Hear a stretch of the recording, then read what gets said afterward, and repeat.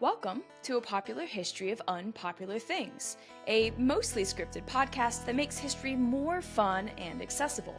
My kind of history is the unpopular stuff: disease, death, and destruction.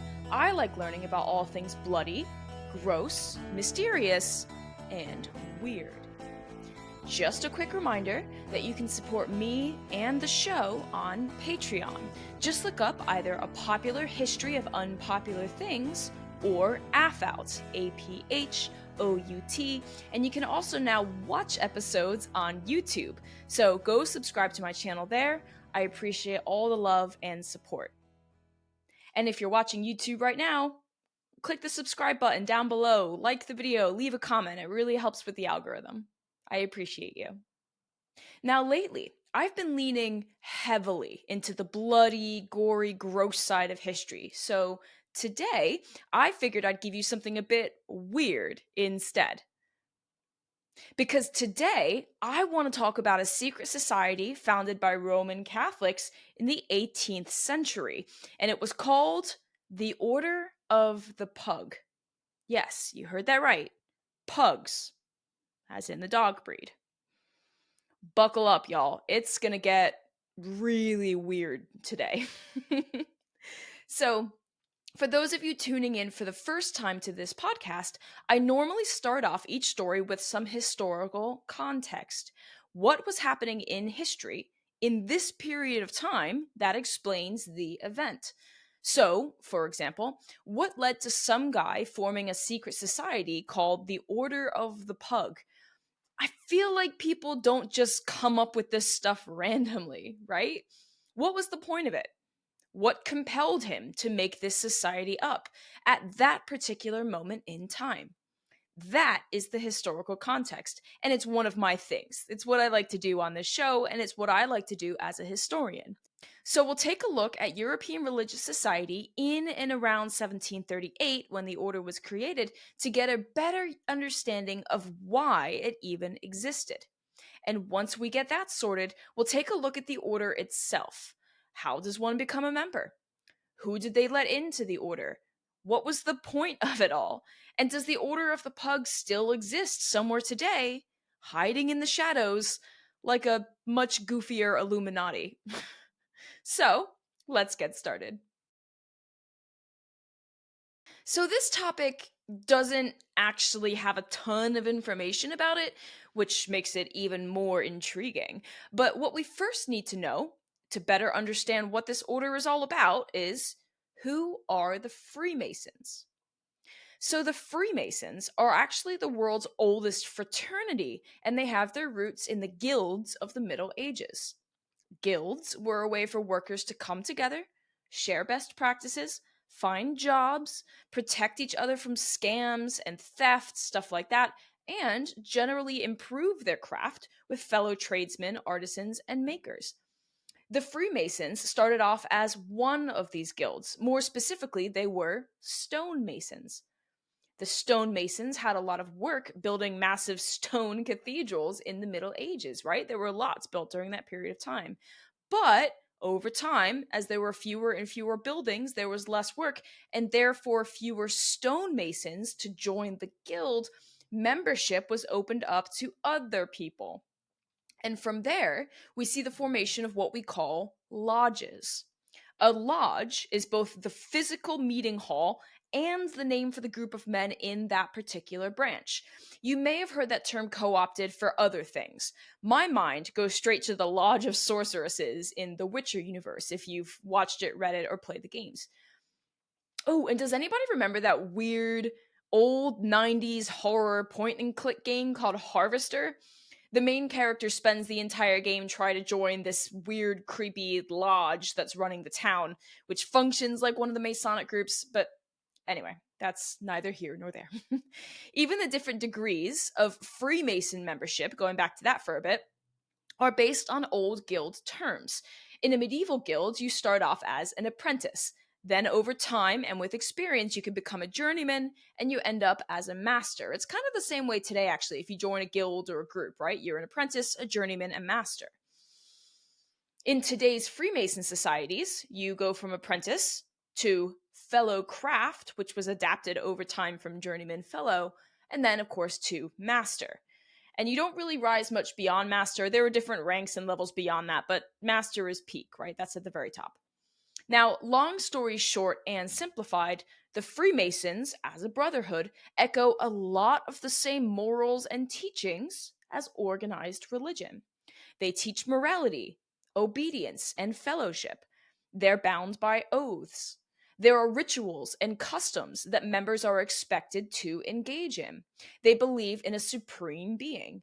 Some modern Freemasons call him the great architect of the universe, but others just believe in a generic idea of a higher power and don't identify that with one particular religion's version of God.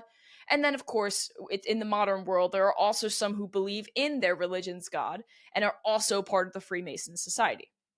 Now, because of the similarities between Masonic groups and organized religion, the Freemasons and other secret societies have always found themselves at odds with the Catholic Church, which makes sense. The Catholic Church and Catholicism in general would likely not be cool with you worshiping the great architect instead of God, or engaging in Freemason rituals instead of going to mass, or even giving charity from your wallet to fellow members instead of the collection plate on Sundays, right? So that friction point is where we're going to dive a little bit deeper into our context, the rift between fraternal groups like the Freemasons and Roman Catholicism. Now, because of the rise of the Freemasons, Pope Clement XII issued a papal bull, which is basically just a public decree, on April 28th, 1738. And this papal bull banned Catholics from becoming Freemasons. It was called, and bear with me because it's in Latin, In Eminenti Apostolatus Specula. But why this moment in time to ban the Freemasons when they've been around for a lot longer, right? Why 1738? What has happened, the historical context, that leads us to that date? Well, there was a split in English Freemason lodges over how they handled religious and political affiliations. So, let's rewind. After 1715, there seemed to be two different factions of English lodges: the Jacobite Lodge and the Hanoverian Lodge, which is hard to say. Hanoverian? I might just call it Hanover Lodge. So, let's start with the Jacobites. The Jacobites are predominantly Catholics who wanted to restore the House of Stuart to the English throne. That's what a Jacobite is. They wanted to restore the House of Stuart to the English throne. Jacobite comes from the Latin word for James, by the way, which refers in this case to James II of England, who fled his homeland during the Glorious Revolution 1688 to 1689. Now, he was replaced by William of Orange, who married his own daughter, Mary II of England. William and Mary, right? You may have heard of the university named after them. And so, the Jacobite lodges were predominantly Catholics and supported bringing James II and the House of Stuart back to England to rule. The Hanover lodges came out a little bit later in support of the Hanover House and George I, who became the English king of 1714. And if you're hearing the word Hanover and you're thinking Germany, your instincts are correct. His family does, in fact, hail from Germany, but back then, of course, it was the Holy Roman Empire. And the Hanover Lodge, the Hanoverian lodges, were made up of predominantly Protestant members. So there's a lot going on here, right? We've got pro-Stuart House versus pro-Hanover House. We've got Catholics versus Protestants. Should the old royal family come back to claim the throne, or should the current new royal family stay in power?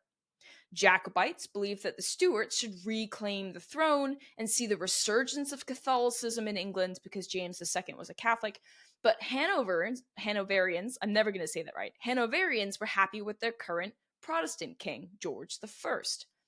Oh, and also, if you're a big reader like me, particularly of historical fiction, these are the same Jacobites and the same basic conflict that serves as the political background for the first two Outlander books, The Return of Bonnie Prince Charlie and Jacobite Sentiments in Scotland. So, just saying, if you're an Outlander fan, It's that same Jacobite rebellion situation, okay? Now, out of this political and religious chaos over the split in the lodges, here comes the exiled James Edward, called the Old Pretender by those who didn't support him, and the King over the Water by those who did. He was James II's son, so he called himself James III of the Stuart House, as he saw himself reclaiming the throne one day. Spoiler, he never reclaimed the throne. But the Old Pretender here, James III, got the Pope involved with this whole Freemason situation. You see, the mainly Protestant Hanover lodges were starting to accept French Catholics, which undermines the mainly Catholic Jacobite lodges, right? So, to get back at them, James III asked the Pope to issue that aforementioned papal bull condemning the Hanover Freemasons. But instead of targeting that specific set of lodges, the Pope decided to forbid all Roman Catholics from becoming Freemasons, which also affected the Jacobites. And if Catholics became Freemasons anyway, despite the Pope's papal bull, they'd be excommunicated, which could mean a lot of things, but in this case, it meant being kicked out of the Catholic Church. See how political and religious all of this is? And I bet you thought this topic was just about dogs and people dressing up like pugs. And don't worry, that happens too. But I always find it fascinating how religious and political impulses drive so many decisions in our world and in history, especially back in the early modern period in the centuries after the Protestant Reformation. You can never really escape politics. If you choose not to partake or be knowledgeable about politics, they'll still impact your life and the things that you're able to do. So go and vote. Okay, so to recap, because that was a lot of dense history there. Stonemason guilds over time morphed into the Freemasons, a fraternal society that kind of took the place of religion for some members because of the rituals and how it operated. Over time, as the lodges grew in membership and became more political, there was a split based on the political situation in England. Those who supported Catholicism and the return of the Stuart House were called the Jacobite Lodges, and those who supported Protestantism and the Hanover House were called the Hanover Lodges. The political and religious situation got so intense that the so-called James III pushed the Pope to issue a papal bull to punish the Hanover lodges, but instead, the Pope condemned any Roman Catholics from joining any of the Freemason lodges. And that, my friends, is where we get what we call para-Masonic groups, a way for people to still engage in quasi-Freemason life without becoming Freemasons to get around that papal bull. So they wouldn't be excommunicated because they're not technically violating what the Pope told them to do. And the Order of the Pug was one of them.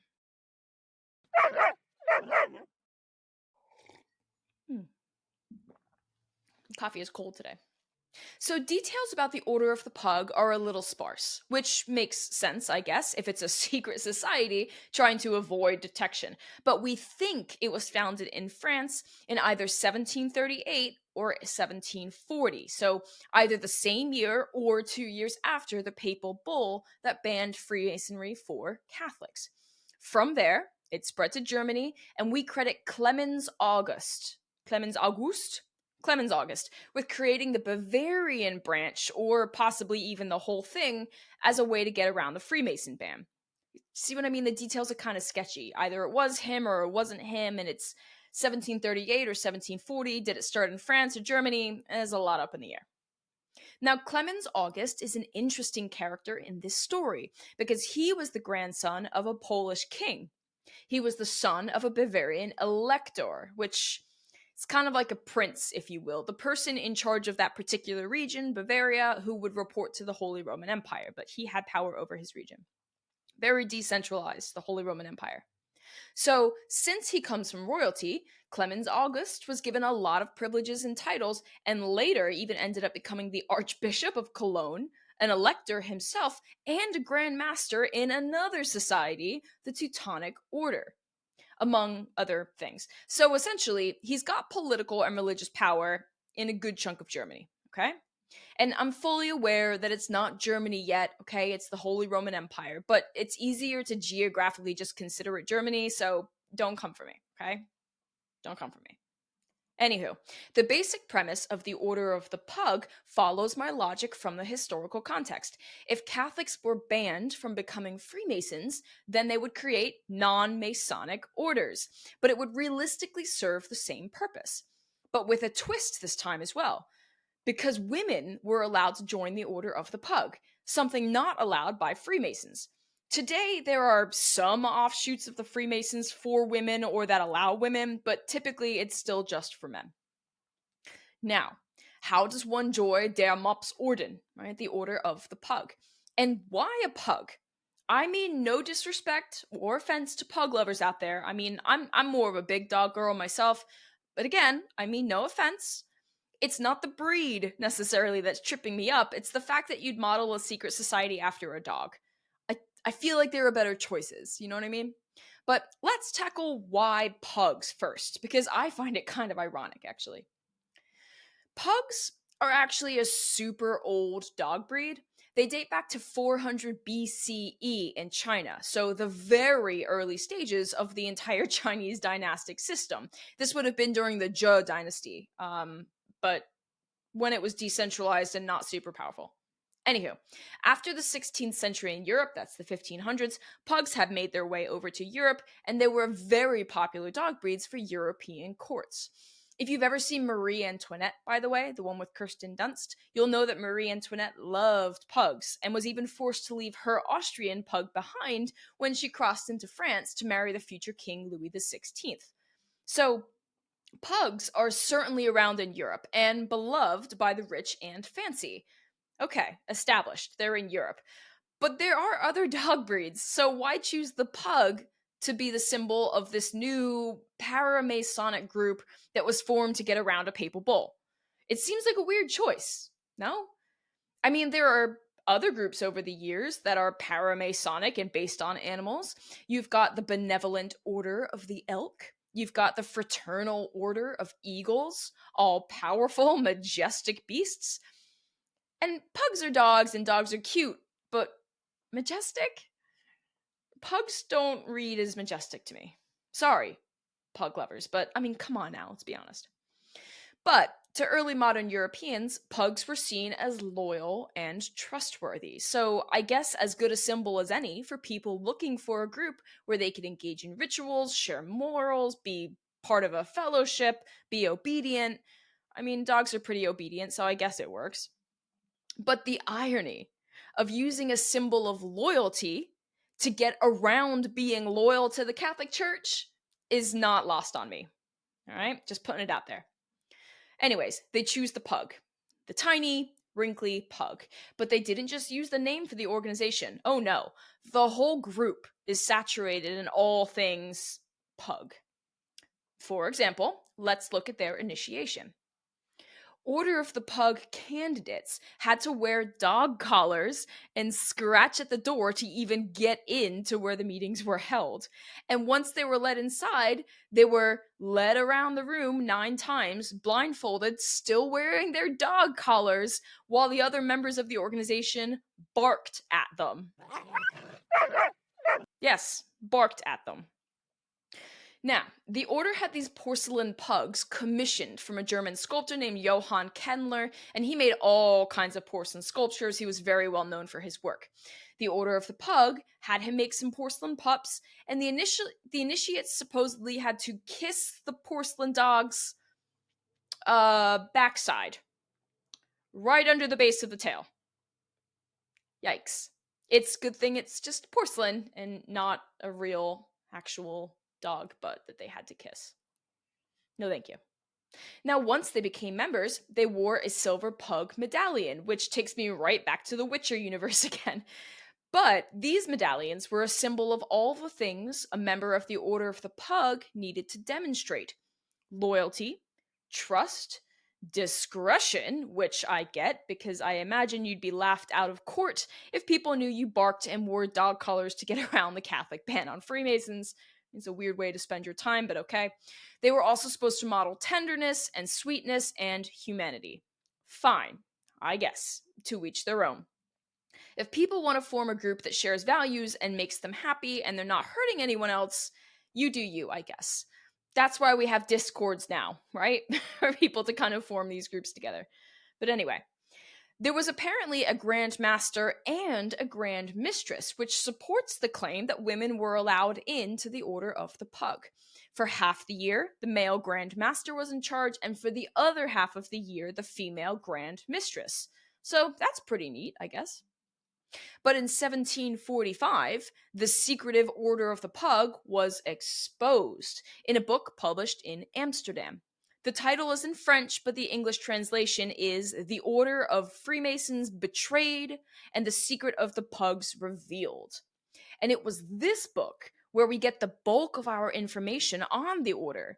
Because again, it was a secretive society that was circumventing the papal bull, banning Freemasons and other similar organizations. So they had to keep things quiet.